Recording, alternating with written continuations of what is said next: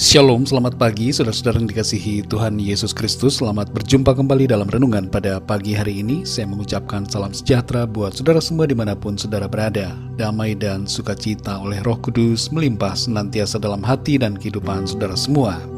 Sebelum kita mendengarkan renungan firman Tuhan, mari sama-sama kita siapkan hati dan berdoa. Bapa kami yang di sorga, Bapa dalam nama Tuhan Yesus Kristus, kami mengucap syukur untuk berkat kemurahan-Mu dan perlindungan-Mu dari malam hingga pagi hari ini. Terima kasih buat kekuatan, kesehatan, dan segala berkat kebaikan Tuhan. Pada saat ini kami mau mendengarkan sabda firman-Mu. Urapi setiap kami, berikan kami hati yang mengerti dan taat akan firman-Mu. Dalam nama Tuhan Yesus kami berdoa. Haleluya, amin. Saudara yang dikasihi Tuhan, ayat renungan kita pada saat ini terdapat dalam Galatia 5 ayat yang ke-22. Saya akan membacakan terlebih dahulu dalam bahasa Yunani. Tertulis demikian. Hode karpos tou pneumatos estin agape, kara, eirene, makrotinia, krestotes, agatosine, pistis. Tetapi buah roh ialah kasih, sukacita, damai sejahtera, kesabaran, kemurahan, kebaikan, kesetiaan.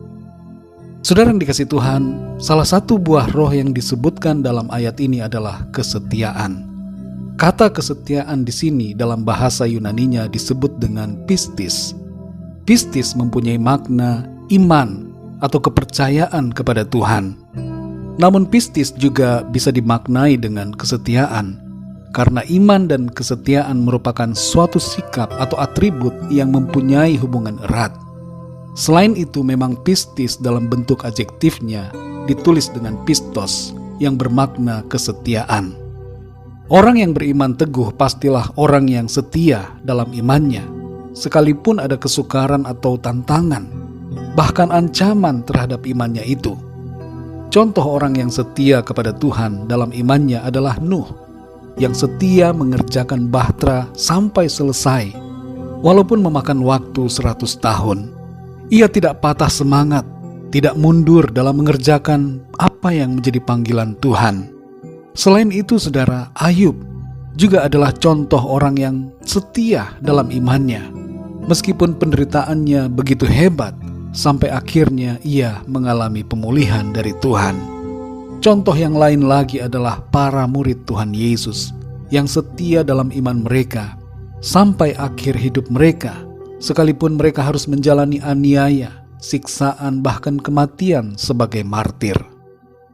Saudara yang dikasihi Tuhan, tanpa kesetiaan di mata Tuhan kita akan kurang. Bayangkanlah suami atau istri yang tidak setia. Sebaik apapun perbuatan mereka, kalau tidak setia, maka nilainya akan kurang, bahkan sangat kurang. Dalam Amsal 20 ayat yang ke-6 tertulis, banyak orang yang menyebut diri baik hati, tetapi orang yang setia, siapakah yang menemukannya? Dalam kesetiaan terkandung sikap percaya dan tidak mau berkhianat. Setia berkaitan dengan komitmen yang teguh, walaupun ada kondisi yang menguji.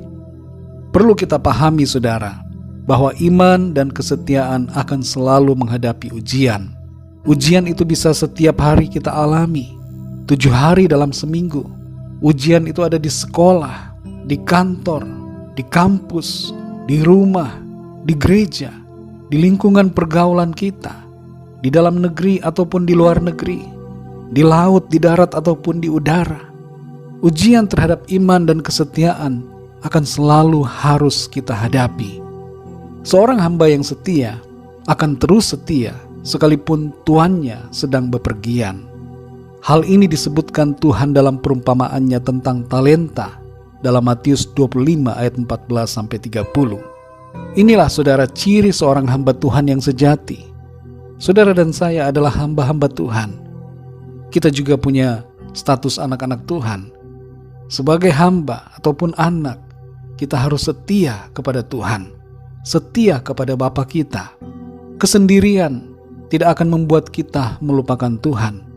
Kesendirian tidak akan mengubah komitmen kita untuk melayani dan mengerjakan panggilan Tuhan.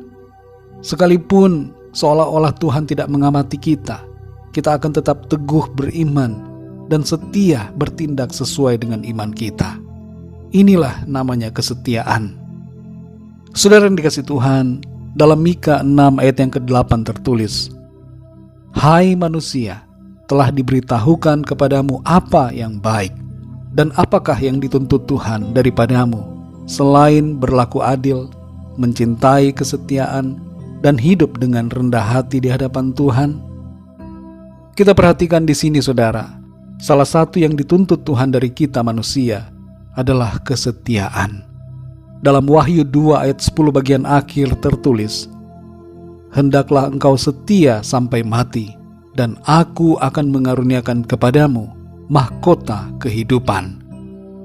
Saudara yang dikasihi Tuhan, orang yang setia akan mengalami berkat Tuhan, baik selama hidup di bumi ini maupun di sorga nanti. Karena itu saudara, mari setialah selalu dalam iman kita kepada Tuhan Yesus. Milikilah buah roh ini, yaitu kesetiaan kepada Tuhan, dan teruslah berbuah-buah roh dalam kehidupan kita. Mari kita berdoa saudara.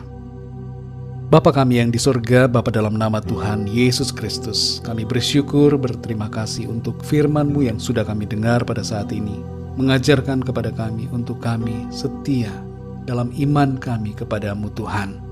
Meskipun ada banyak tantangan, persoalan atau kesulitan yang harus kami hadapi, yang menjadi ujian-ujian bagi iman dan kesetiaan kami mau setia, tetap teguh dalam iman percaya kami kepadamu.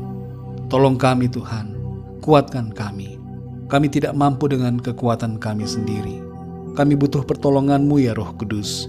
Pimpin kami selalu, penuhi kami ya Roh Kudus, dan tuntun kami supaya kami senantiasa ada dalam jalan-jalan yang Tuhan kehendaki. Terima kasih Bapa, kami bersyukur. Kami percaya Tuhan akan selalu menolong kami, membimbing kami dalam kebenaran-Mu. Berkati dan lindungi kami di sepanjang hari ini, dalam segala aktivitas dan tugas ataupun pekerjaan yang kami lakukan. Biarlah dalam semuanya itu, nama Tuhan senantiasa dipermuliakan. Kami berdoa bagi yang sedang dalam keadaan sakit dan dalam pergumulan, agar Tuhan Engkau menjamah, menyembuhkan, dan berikan jalan keluar. Nyatakan mujizat-Mu ya Tuhan bagi setiap mereka. Kami percaya ada kemenangan, ada sukacita, ada jawaban yang Tuhan nyatakan dalam kehidupan kami. Terima kasih Bapa, kami bersyukur. Hanya dalam nama Tuhan Yesus Kristus kami sudah berdoa. Haleluya. Mari sama-sama kita berdoa, doa Bapa kami. Bapa kami yang di sorga, dikuduskanlah nama-Mu. Datanglah kerajaan-Mu, jadilah kehendak-Mu di bumi seperti di sorga. Berikanlah kami pada hari ini makanan kami yang secukupnya, dan ampunilah kami akan kesalahan kami, seperti kami pun mengampuni orang yang bersalah kepada kami. Dan janganlah membawa kami ke dalam pencobaan, tetapi lepaskanlah kami daripada yang jahat, karena Engkaulah yang punya kerajaan, dan kuasa dan kemuliaan sampai selama-lamanya. Amin. Terimalah berkat Tuhan. Tuhan memberkati engkau dan melindungi engkau. Tuhan menyinari engkau dengan wajah-Nya dan memberikan kasih karunia. Tuhan menghadapkan wajah-Nya kepadamu dan memberikan damai sejahtera. Berkat anugerah dari Bapa Surgawi, cinta kasih karunia dari Tuhan Yesus Kristus, dalam persekutuan dan penghiburan Roh Kudus, menyertai kita semua sekarang ini dan sampai selama-lamanya. Dalam berkat nama Tuhan Yesus Kristus. Haleluya. Amin.